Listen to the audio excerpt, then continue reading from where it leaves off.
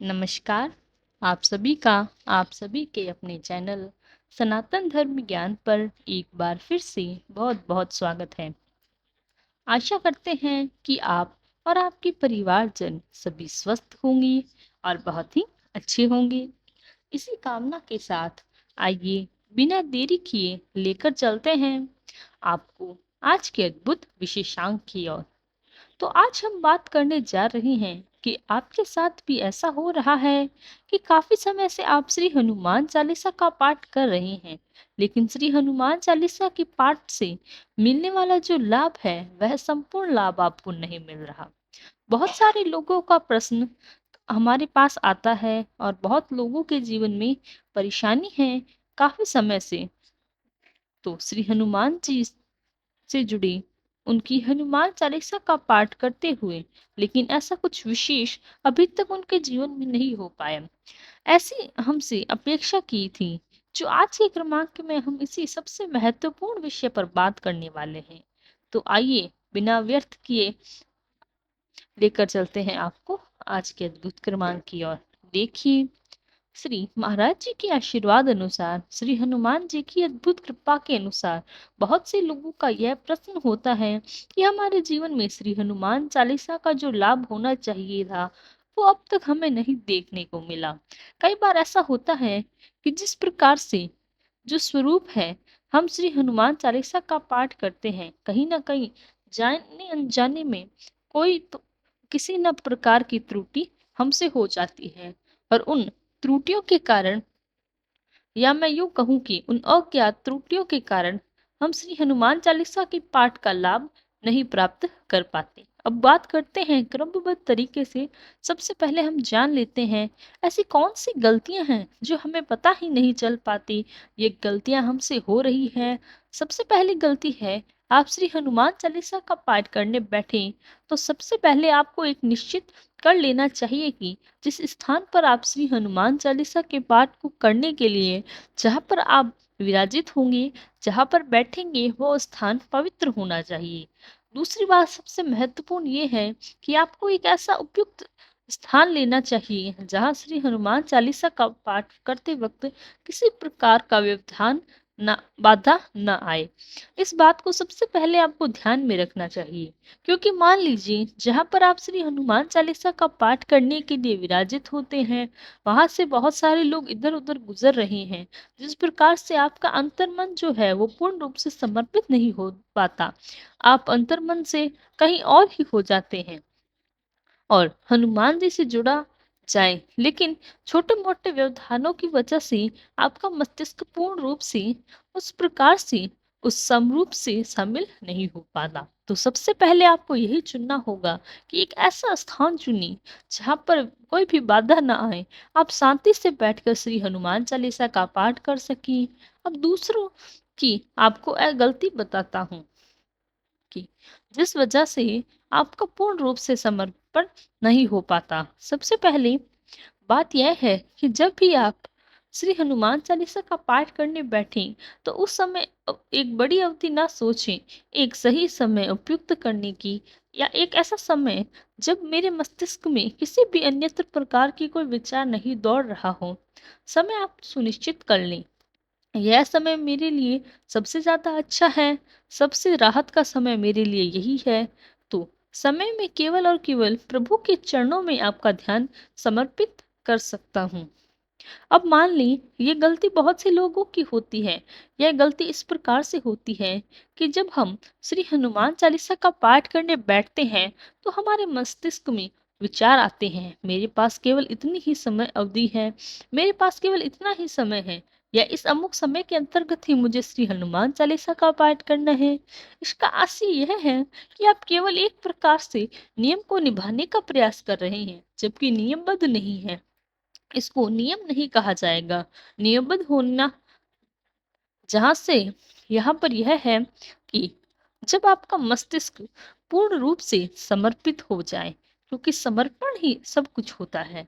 भक्ति भावना में इस बात का आपको ध्यान रखना चाहिए कि समय अवधि का आशय है कि कोई समय नहीं है और ऐसा कोई समय सीमा नहीं है। मुझे जो करना है वह पाठ 1 घंटे में बैठ के भी हो सकता है, ऐसा कुछ भी नहीं हो। प्रभु सिर्फ़ और सिर्फ़ चाहते हैं अपने अन्य-अन्य भक्तों से कि वह समर्पित और पूरे समर्पण के भाव के साथ मेरा कोई भी भक्त मेरे पास आए तो उसकी एक प्रार्थना भी, एक छोटी-सी प्रार्थना भी स्वीकार हो जाती है। आशा करते हैं कि यह जो उपाय मैंने आपको बताया, ये आपको बहुत आसानी से समझ आ गया होगा। अगर ऐसा ही कोई प्रश्न होता है, तो आप प्रतिक्रिया स्वरूप हमें प्रेषित कर सकते हैं।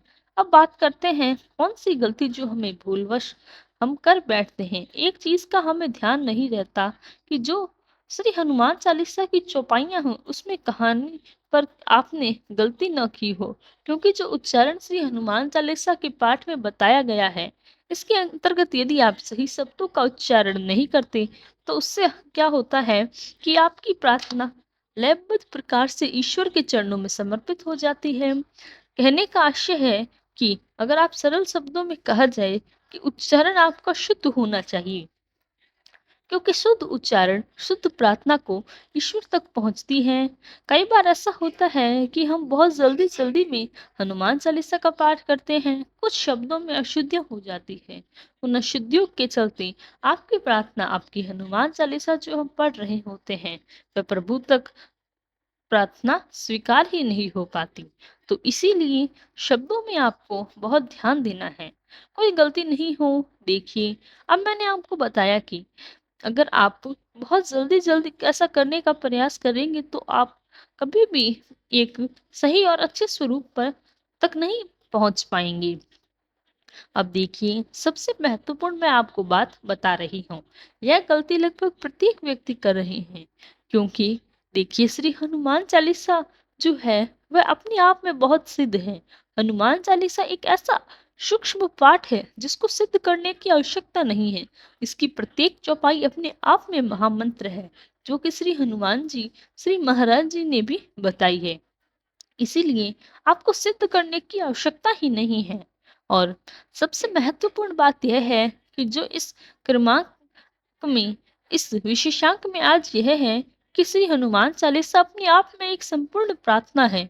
तो अगर आप सही उच्चारण के साथ, सही मन और कर्तव्य वचन और अपने पूरे समर्पण के साथ यदि आप हनुमान चालीसा तो के अद्भुत पाठ को, श्री हनुमान चालीसा से अद्भुत प्रार्थना करें, तो इस पूरी सृष्टि में ऐसा कोई नहीं है, क्योंकि श्री हनुमान जी बहुत भोले हैं। एक बार यदि आपने हनुमान जी के हृदय को स्पर्श कर लिया, तो आपकी भावनाओं से, उनकी भक्ति से और अपने सच्चे समर्पण से, तो इस पूरी सृष्टि में ऐसा कोई प्रसाद ही नहीं होता, जो आप प्राप्त नहीं कर सकते। और यह बात श्री महाराज जी भी कहते हैं, श्री महाराज जी कहते हैं कि इस सृष्टि में ऐसा कोई भी स्थिति नहीं है, इस सृष्टि में ऐसा कोई लाभ ही नहीं है जो प्राप्त नहीं किया जा सकता। इसीलिए असंभव नाम का शब्द श्री हनुमान चालीसा के साधकों के लिए नहीं है। श्री हनुमान चालीसा का पाठ यदि पूर्ण समर्पण से, पूरी भक्ति से, शुद्ध स्वरूप में, सच्चे मन से, पूरी भावनाओं के साथ किया जाए, तो ऐसा कोई मन ही नहीं है कि आप 101 बार हनुमान चालीसा पढ़ें, 21 बार हनुमान चालीसा पढ़ें या ज़्यादा पढ़ें।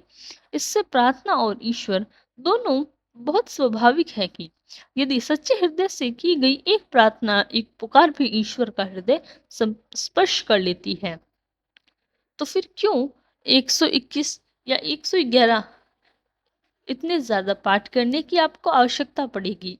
और बात यही है, बात केवल और केवल भावना की है। जिसका हृदय सच्चा है, जिसकी भावनाएं सच्ची हैं, जिसका मनोरथ ये सही है, ऐसा व्यक्ति जीवन में कभी भी किसी भी प्रकार की श्रेणी में नहीं रखा जा सकता। किसी प्रकार की कोई बाधाएं उसको कोई कार्य रोक नहीं सकती। आप जीवन में केवल और केवल सफलता को अर्जित करेंगे। ये इतना सरल है, जीवन को ज्यादा जटिल बनाने का आपका आवश्यकता ही नहीं है। सही प्रकार से यदि आप आपकी पूजा अर्चना ईश्वर तक प्रेषित करते हैं, तो ऐसे अनन्य भक्त के जीवन में कभी भी कुछ असंभव नहीं है। तो यह था हमारा आज का क्रमांक। आशा करते हैं कि आज के क्रमांक से अवश्य ही आपको जीवन में कुछ सीखने को मिला होगा। इसी कामना के साथ विदा लेने का समय आ गया है। यदि क्रमांक अच्छा लगा हो तो लाइक, कमेंट, शेयर और चैनल को सब्सक्राइब करना ना भूलें। साथ ही साथ आपका भी कोई प्रश्न है तो हमें कमेंट बॉक्स में लिखकर अवश्य बताएं। हम उसका प्रत्युत्तर अवश्य रूप से देंगे।